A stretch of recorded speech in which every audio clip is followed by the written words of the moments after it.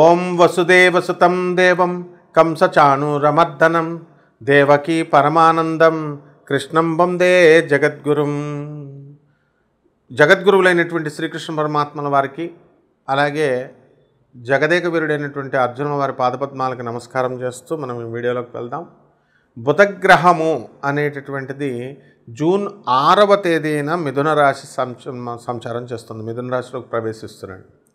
అక్కడి నుంచి మళ్ళీ మనకి ఎప్పటి వరకు అంటే జూన్ 22వ తేదీన మళ్ళీ కర్కాటక రాశిలోకి మారతాడు బుధుడు. ఆ తర్వాత మళ్ళీ ఆగస్టు 30వ తేదీకి అంతవరకు కూడా కర్కాటక రాశిలో ఉండి ఆగస్టు 30న సింహరాశిలోకి వస్తాడు. ఇది బుధుడు సంచారం. దీన్ని బట్టి మనకి 12 రాశుల మీద కూడా అనేకమైనటువంటి మార్పులు జరుగుతూ ఉంటాయి. అసలు ఈ బుధుడు ఏమిటి, అసలు ఎవరితను అని అంటే, మనకి గురుగ్రహం తెలుసు మనందరికీ కూడా, బృహస్పతి. ఆయన భార్య పేరు తార, చాలా అందగత్తె. అయితే చంద్రుడు మనకు తెలుసు. ఈ చంద్రుడు ఏం చేస్తాడు, తన గురువైనటువంటి బృహస్పతి యొక్క భార్యను ప్రేమిస్తాడు. ఆమె కూడా చంద్రుడు అందంగా ఉన్నాడని చెప్పి ఆమె కూడా చంద్రుడిని ప్రేమిస్తుంది. వీళ్ళిద్దరి వలన కలిగినటువంటి కొడుకు బుధుడు. అయితే ఈ యొక్క బుధుడు ఏం చేస్తాడంటే, తన తండ్రి చంద్రుడు కాదు అని చెప్పేసి తన తండ్రి అంటే ద్వేషం పెట్టుకొని ఏం చేస్తాడు, ఎవరిని అభిమానిస్తాడు, ఎవరిని ప్రేమిస్తాడు అంటే గురుగ్రహాన్ని ప్రేమిస్తాడు.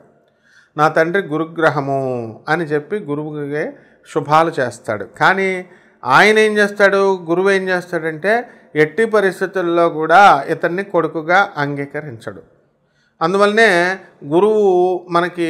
బుధులు మనకు కలిసినప్పుడు ఏ సందర్భాలలో మేలు జరుగుతుంది, ఏ సందర్భాల్లో హాని జరుగుతుంది అనేటటువంటి విషయాలు కొన్ని ఉంటాయన్నమాట. అలాగే ఈ తారని వదలడం లేదు చంద్రుడు. అప్పుడు ఏమవుతుంది, ఈ యొక్క వివాదాన్ని తీసుకెళ్ళి గురుగ్రహము మనకి దేవతల ముందు పెడతాడు, బ్రహ్మదేవుడి ముందు పంచాయతీ పెడితే అప్పుడు శుక్రాచార్యుడు వీళ్ళందరూ కూడా మనకి చంద్రుడికి సపోర్ట్ చేస్తారు. అప్పుడు రాక్షసుల పని ఏంటండి, మరి చెడ్డవదానికే కదా సపోర్ట్ చేయడం. అందువలన బ్రహ్మదేవుడు ఏం చేస్తాడు, చంద్రుడిని ఇచ్చేసేయమని చెప్పేసి తారని వదిలేసిన తర్వాత ఎవరి పనులు వాళ్ళు చేసుకుంటారు. కాబట్టి ఈ యొక్క బుధగ్రహ ఆవిర్భావం అలా జరిగింది. బుధుని యొక్క స్వక్షేత్రాలు ఏంటంటే మిథున రాశి, కన్యా రాశి. మరి ఈ రాశుల్లో ఉన్నప్పుడు ఆ బుధుడితో, ఆ రాశుల వారితో మాట్లాడటం అనేటటువంటిది చాలా కష్టతరమైనటువంటి విషయం అనమాట. అంటే కాలికేస్తే మెడకేస్తే కాలికేస్తారు. ధర్మబద్ధమైనటువంటి గ్రహము బుధగ్రహం కాబట్టి చాలా ధర్మంగా ఆయన వెళ్తాడు. ఆయన అలా వెళ్ళడం వల్ల మనకి 12 రాశుల వారికి కూడా వివిధమైనటువంటి ఫలితాలు అనేటటువంటివి ఇస్తాడు. అంతేకాకుండా ఈ బుధగ్రహము అనేటటువంటిది దేనికి అంటే బుద్ధి బలానికి, నరాల వీక్నెస్ రాకుండా ఉండడం అనేటటువంటివి జరుగుతాయి. అంటే బుద్ధి బలం చాలా చక్కగా తెలివితేటల్లో చదువు రావాలన్నా, వ్యాపారం రావాలన్నా, కమ్యూనికేషన్, ముఖ్యంగా కమ్యూనికేషన్కి సంబంధించినటువంటి ప్లానెట్ ఈ బుధగ్రహం అన్నమాట. సో చక్కగా మనకి ఈ బుధగ్రహం కనుక మంచి స్థానాలలో ఉంటే వాక్చాతుర్యం బాగా వస్తుంది. ఎవరికైతే బుధగ్రహమో శత్రుక్షేత్రాల్లో కానీ నీచ స్థానాల్లో కానీ మీకు ఉన్నప్పుడు ఏమవుతుందంటే చాలా డౌన్ఫాల్, అంటే మాటలు లేటుగా రావడము, ఇలాంటివన్నీ కూడా మీకు జరుగుతాయి. కాబట్టి ఈ 12 రాశుల వారి మీద కూడా ఈ బుధగ్రహ సంచారం వలన ఈ కర్కాటక రాశిలో ఉన్నప్పుడు ఏ విధంగా ఉంటుంది, అలాగే సింహరాశి వరకు కూడా ఆగస్టు 30వ తేదీ వరకు ఎలా ఉంటుంది అనేటటువంటిది మనకి ఈ బుధగ్రహ సంచారం నుంచి మనం చెప్పుకోవడం అనేటటువంటిది ఈ వీడియోలో జరుగుతుంది. 12 రాశులకి ఏ రాశుల వరకు ఎలా ఉంటుందో చూద్దాం. కుంభరాశి. ఈ కుంభరాశి అంటేనే కుంభస్థలం, కొట్టుబడేస్తారు మీరు. పని లేదు బాబా, వర్క్ లేదు, ఉద్యోగం లేదు అని బాధపడొద్దు. అసలు మీరు పులులైపోతారు మీరంతా కూడా కుంభరాశి వాళ్ళు.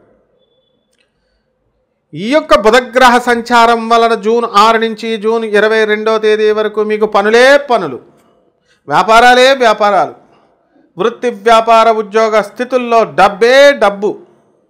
అయ్యా బాబోయ్, ఆ డబ్బు ఏం చేసుకోవాలో కూడా అర్థం కానంత డబ్బు. గురుడు కూడా పంచమ స్థానం, బుధుడు కూడా పంచమ స్థానంలోకి వచ్చేసాడు మీ అందరికీ కూడా. మేనమామలు, మీ బామ్మర్దులు డబ్బులంటే డబ్బులు తెగ తెచ్చేస్తారు మీకు. ఏం వ్యాపారాలు, బిల్డర్లు ఉన్నారు, మాకు అమ్ముడవట్లేదనే బిల్డర్లు అందరూ అమ్మేస్తారు. తర్వాత కిరాణా వ్యాపారాలు, డిపార్ట్మెంటల్ స్టోర్స్, డ్రై ఫ్రూట్స్, ఇలాంటి స్పైసెస్, వెజిటబుల్స్, ఇలాంటి బిజినెస్లన్నీ కూడా బ్రహ్మాండంగా ఉంటాయి. ముఖ్యంగా వయస్సులకు బాగా కలిసి వస్తుంది. వ్యాపార రంగాలలో ఉన్నటువంటి వాళ్ళకి కలిసి వస్తుంది. లాయర్లకు కలిసి వస్తుంది ఈ బుధగ్రహ సంచారం. అలాగే మీకు జూన్ 22వ తేదీ నుంచి ఆగస్టు 30వ తేదీ వరకు ఈ యొక్క రాశి వారికి అందరికీ కూడా కర్కాటక రాశి సంచారం బుధుడు. దానివల్ల మీ అందరికీ కూడా శత్రు పీడనం అనేటటువంటిది జరుగుతుంది. ఇంతకుముందు మీకు ఇవ్వాల్సినటువంటి ధనం ఇవ్వాల్సినటువంటి వాళ్ళంతా కూడా మీకు ధనం ఇచ్చేయడం జరుగుతుంది, అడగకుండా ఇచ్చేయడం జరుగుతుంది.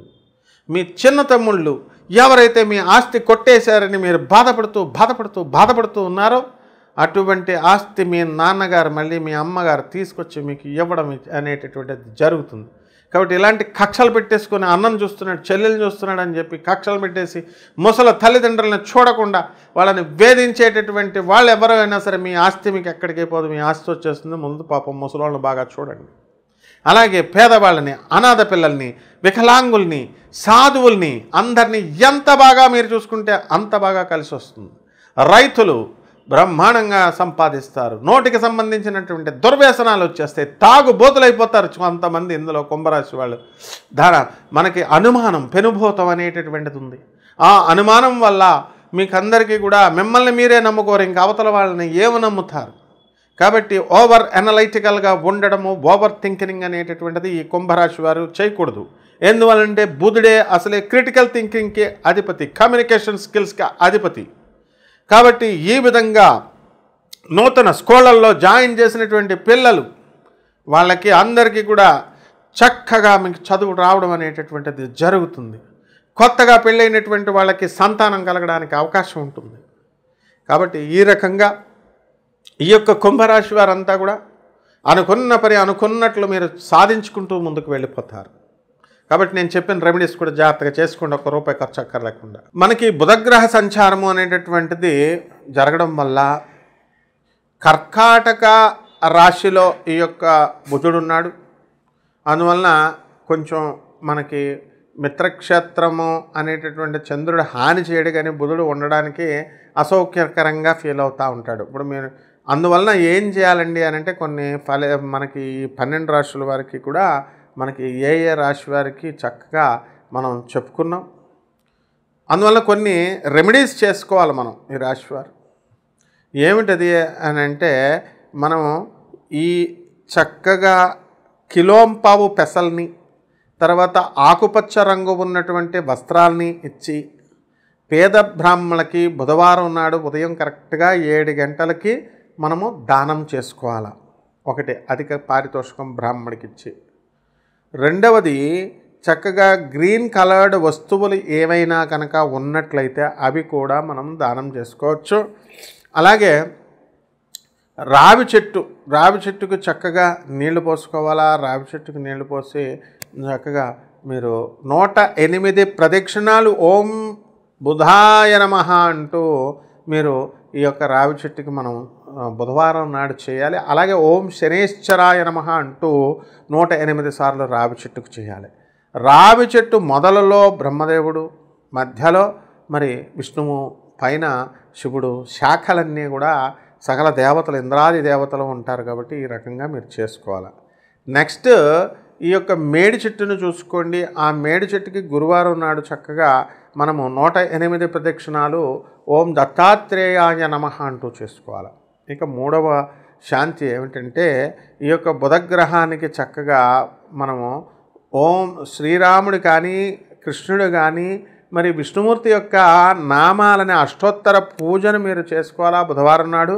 అలాగే ఓం నమో భగవతే వాసుదేవాయ అనేటటువంటి మహామంత్రాన్ని మీరు జపించాల్సినటువంటి అవసరం ఉంది. కాబట్టి ఈ రకంగా, అంతేకాకుండా భువనేశ్వరి అమ్మవారు, దశమహావిద్యల్లో ఒకటైనటువంటి భువనేశ్వరి అమ్మవారి యొక్క హోమాన్ని మీ ఇళ్లల్లో జరిపించుకోవడం ద్వారా బ్రహ్మాండమైనటువంటి ఫలితాలు మీకు ఈ రాశివారికి కలుగుతాయి. అలాగే చక్కగా శ్రీ మహావిష్ణువు యొక్క పాదాల దగ్గర కుంకుమార్చన మీరు చేసుకోవడము, అభిషేకం చేసుకోవడము, పురుష సూక్తంతో చదువుకోవడము, ఇలాంటివన్నీ కూడా మీరు చేసుకోవచ్చు. మరి ఈ విధంగా ఈ యొక్క నామాన్ని రోజుకి 108 సార్లు చేసుకోవాలి. ఓం నమో నారాయణాయ లేదా ఓం నమో భగవతే వాసుదేవాయ అనేటటువంటి మంత్రాన్ని. అలాగే మనము విష్ణు అష్టోత్తరమే కాకుండా సహస్రం నామాన్ని కూడా ఓం శాంతాకారం భుజగశయనం పద్మనాభం సురేశం విశ్వాకారం గగనసదృశం మేఘవర్ణం శుభాంగం లక్ష్మీకాంతం కమలనయనం యోగిహృద్యానగమ్యం వందే విష్ణుం భవభయహరం సర్వలోకైకనాథం అంటూ శ్రీ మహావిష్ణువుకి స్తోత్రాలు. అలాగే అష్టోత్తర విశ్వం విష్ణుర్వ షట్కారో భూత భవ్య భవత్ ప్రభువు అంటూ 108 యొక్క సహస్ర నామాలని మీరు సహస్రనామ స్తోత్రాలని కూడా మీరు చదువుకున్నట్లయితే బ్రహ్మాండమైనటువంటి ఫలితాలు మనకి ఈ రాశి వారికి కలుగుతాయి. శుభమస్తు.